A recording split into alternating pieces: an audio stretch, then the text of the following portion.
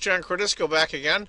Another game from round 8 of the second annual Gashimov Memorial in honor of Vugar Gashimov from Azerbaijan, who passed away recently. He's a great player, good guy too.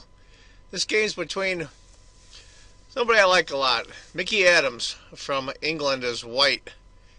Mickey hasn't had a very good tournament. We'll see how he does this game. And his black, Anish Giri, who's not really doing so hot either, so we'll see how this works out. But it's going to be a Sicilian Svenigan. Mickey Adams is white, Anish Giri is black. We'll go through a little bit of the opening here. No point in going through opening theory. Bishop, castles, A4. Okay, typical Svenigan. Knight C6. Bishop E3 to guard the knight. Rook B8. Look, he's going to push. F4. Here we go. I like this already.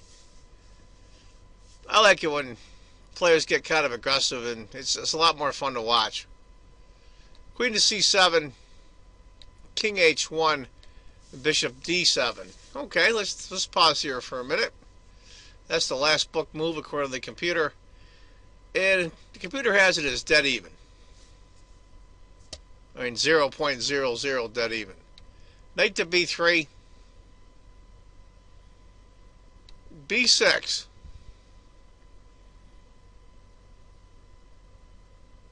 G4. Here we go. Here come the pawns. Usually you'll see in a Sicilian the white will be castle on the queen side, and he does the pawn storm. And black does the same, but this time they're castle on the same side, so it's going to be a little bit more fun, I think. H6. White's got a really active position here. I like white a lot already. It only shows a small advantage on the computer for white, but I'll tell you, I think it's a lot easier to play. Queen E2. Knight B4. You might have ideas. Maybe pushing here. We'll have to see. Knight D4. Those of you that are wondering if he had gone G5 instead. After H takes, F takes, Knight E8. Now this looks like it's going to start getting hairy. After Knight to D4, Rook on B to C8. Rook A to D1. And Queen to C4. That's a good spot for that queen. Now, is white going to let the queen sit there? If white has ideas of a major attack on the king side, I think that queen's a little bit misplaced. Queen F3 does not want to trade. E5, trying to open it up. Decides to go knight to F5. Here comes the attack. And believe it or not, it shows a small advantage for black, but frankly, I don't see it. Bishop takes. E-pawn takes, keeping the pawns on that side of the board for the attack. E takes. Rook to D4, hitting the queen first, the in-between move, queen to C7, and then bishop retakes the pawn. I don't know, this is a really interesting position. I like white a lot, but the computer says no.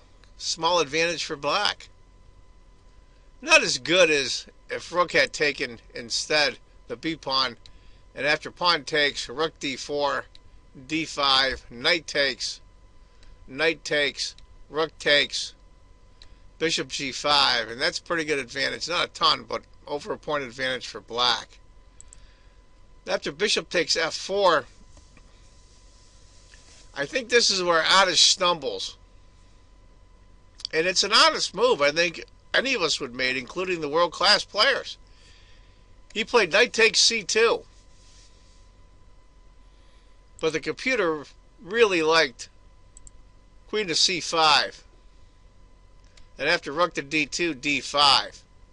With an even game. But after knight takes c2, rook to d2 hitting the knight, causing him to go back. Now comes h4. And here comes the pawn push. You can see it coming.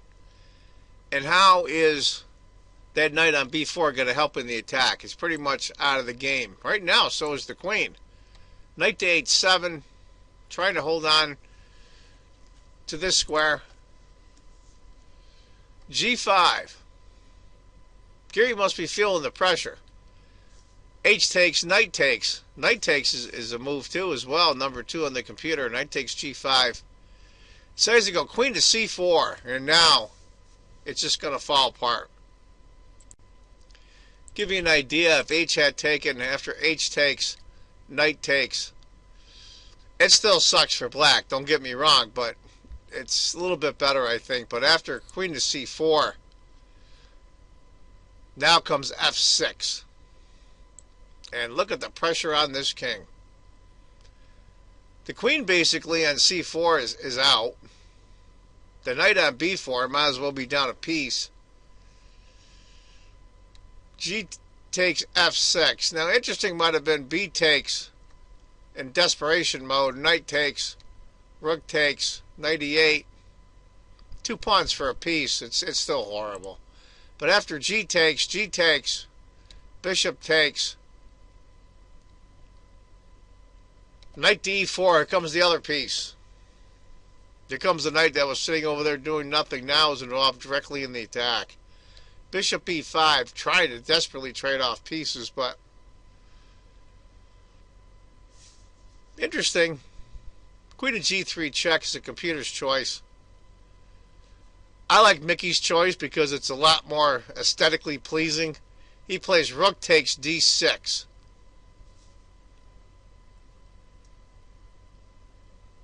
Bishop G7. If he had taken after knight takes, queen to C2, bishop to H takes H6, queen to G6. I mean, it's horrible. Absolutely horrible. Knight to F5 is coming next.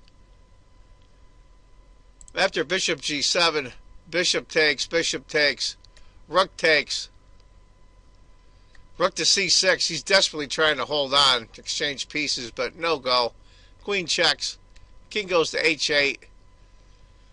And the winning move, rook takes H7. And that's where Giri said, you know what, that's enough. Look at this. Look at this line. Right down the middle of the board. Oh, that was a crappy line, but right down the middle of the board. Everything, as Garry Kasparov shows in some of his games. Look at all the black's pieces over here. And what's over here? This and this. And look at all the white's pieces on the king side. Give you an idea, he has to take knight checks, rook takes, takes the queen, rook takes, You're down a queen for a rook. You're doomed. Saves the king from mate, but you still lose the game. Anyway, tough break for Giri. Well done by Mickey Adams. Mickey, they both had a tough tournament, especially Mickey, I think. He's had some games where he's right in there fighting for a draw and just miscued the last minute, and that's kind of discouraging for him. So congratulations to Mickey, and there's another game from round 8 of the second annual Gashimov Memorial. I hope you liked it. I want you all to remember, if you think chess is just a game, you're not playing it right. Take care, folks. Bye-bye.